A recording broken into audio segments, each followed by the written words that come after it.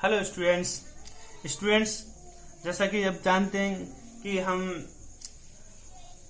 Philosophy के अंतर्गत अब हम कुछ फिलोसोफर के बारे में एक समरी के रूप में अध्ययन कर लेते हैं। आज हम एक फिलोसोफर को बस एक ही दिन में पूरा समाप्त करने की कोशिश करेंगे। मतलब समाप्त करने से मतलब उनको जानने की कोशिश करेंगे। क्लियर? देखिए, मैंने ऐसे डिटेल में पहले करा दिया है। अब हम एक ही बार में इनके देख लेते हैं कि स्वामी विवेकानंद का जन्म 12 जनवरी 1863 कलकत्ता में हुआ था। और इन्हीं के जो जन्मदिन है उसे हम किस नाम से मनाते हैं, सबको पता होगा, यूथ डे। सही है। इनके पिता विश्वनाथ दत्त कलकत्ता के उच्च न्यायालय के एक वकील थे। इनकी माता भुवनेश्वरी देवी थी, जो धार्मिक महिला थी, गृहिणी थी। क्लियर? इनके जो आध्यात्मिक गुरु थे वह रामकृष्ण परमहंस थे। और रामकृष्ण परमहंस की मृत्यु 1886 में होने के बाद लगभग उनके 10 वर्ष के उपरांत उन्होंने उनके स्मृति में, उसकी याद में 1 मई 1897 में रामकृष्ण मिशन की स्थापना की। एक मुख्य व्याख्या है, इसके मध्य ही स्वामी विवेकानंद को भारत में ही नहीं बल्कि पूरे विश्व में प्रसिद्धि मिली थी। स्वामी विवेकानंद कलकत्ता में तो पहचाने जाते थे, परंतु उनका वर्चस्व इंडिया या वर्ल्ड में इतना नहीं था। परंतु विश्व धर्म सम्मेलन जो बताया जाए तो ईसाइयों ने कराया था, और इस सम्मेलन को 1 सितंबर 1893 में हुआ था। तो इस सम्मेलन में जब उनका जो व्याख्यान था वो इतना प्रसिद्ध हुआ कि उनकी ख्याति देश में ही नहीं बल्कि पूरे विश्व में प्रख्यात हो गई। और उन्होंने एक छोटी सी उम्र में 4 जुलाई 1902 में अपना शरीर का त्याग कर दिया। बात कई चीजें हैं, मैंने ये इम्पोर्टेंट फैक्ट बता दिए। एक बात और भी है, जैसे इनके गुरु की मृत्यु से पहले बाद इन्होंने 6 वर्ष कन्याकुमारी में जाकर आध्यात्मिक जीवन पर बहुत ज्यादा तप तपस्या वगैरह की। बहुत सारी स्थितियां थी, तभी ये इतने फेमस हो पाए। और इनकी जो गहनता में जाया जाए तो बहुत बड़ा लेक्चर हो जाएगा। हमें अभी मुख्य पॉइंट करने हैं। मैं एक बात जब भी पढ़ाता हूँ स्वामी विवेकानंद को, तो मैं कहता हूँ कि इनकी कम से कम आपको 5-10 कोटेशन अच्छी तरीके से आनी चाहिए, जिन्हें हम अपने जब क्वेश्चन लिखें, क्वेश्चन का आंसर करें, तो इन्हें बहुत अच्छे से उसका उपयोग करें। क्योंकि इन्होंने प्रत्येक क्षेत्र में कुछ ना कुछ लिखा है। जैसे अभी हमने इस मतलब हम कहें तो इन्होंने एक कोटेशन है इनकी, चिंतन करो चिंता नहीं, नए विचारों को जन्म दो। मतलब चिंतन करो चिंता नहीं, नए विचारों को जन्म दो। मेरा आज का नया विचार क्या था कि मैं आपको समरी के रूप में एक ही बार में पूरे स्वामी विवेकानंद के विषय में बता दूं। तो ये मैंने चिंतन करके सोचा। वैसे तो इसे कराने के लिए बहुत ज्यादा टाइम लगेगा।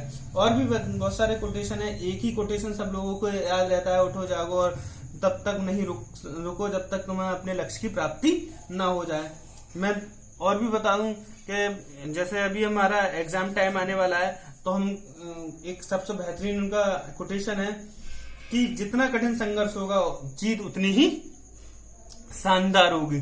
तो आप जितना अधिक पढ़ लोगे, आपके जो नंबर हैं वो उतने ही अच्छे शानदार होंगे। तो इनके बहुत सारे कथन हैं, मतलब बताने की आ जाते तो बहुत ज्यादा कथन आ जाते हैं। ज्ञान का दान ही सबसे उत्तम दान है, जो ज्ञान देता है वही दान सबसे उत्तम है। महान कार्य के लिए महान त्याग करना आवश्यक है। खुद को कमजोर समझना सबसे बड़ा पाप है। एक से एक बेहतरीन कथन है इनके। परंतु हमें अभी इनके अनुसार शिक्षा पढ़नी है। स्वामी विवेकानंद के अनुसार शिक्षा, education according to Swami Vivekananda. तो उनका अर्थ क्या था शिक्षा का? वो कहते थे कि हमारे अंदर जो कुछ भी है उसे बाहर निकालना, उसे पूर्ण विकास करना ही शिक्षा है। उनके डेफिनेशन के रूप में देख लेते हैं। शिक्षा का अर्थ मनुष्य में निहित शक्तियां का पूर्ण विकास है, ना कि सूचना प्राप्त करना या संग्रह करना। ठीक है। और एक बहुत उनकी फेमस कोटेशन है, यदि शिक्षा का अर्थ सूचना से होता तो पुस्तकालय संसार के सर्वश्रेष्ठ संत तथा विश्वकोश ऋषि बन जाते। क्लियर। अब हम बात करते हैं स्वामी विवेकानंद के उद्देश्यों के बारे में। कौन कौन से उद्देश्य हैं स्वामी विवेकानंद के शिक्षा के? कौन कौन से उद्देश्य हैं? जो पर्पस है of education according to Swami Vivekananda, वो क्या चाहते थे कि अपनी शिक्षा किस तरीके की हो? तो उनका कहना था कि जो शिक्षा है वो एक अच्छे स्तर की हो, जिससे क्या हो, शारीरिक एवं मानसिक विकास हो, यानी फिजिकल एंड मेंटल डेवलपमेंट हो। स्वामी जी चाहते थे कि शिक्षा का स्वरूप ऐसा हो कि व्यक्ति जो है, जो छात्र है, उसका शारीरिक तथा मानसिक विकास दोनों स्तर पर उनका विकास हो।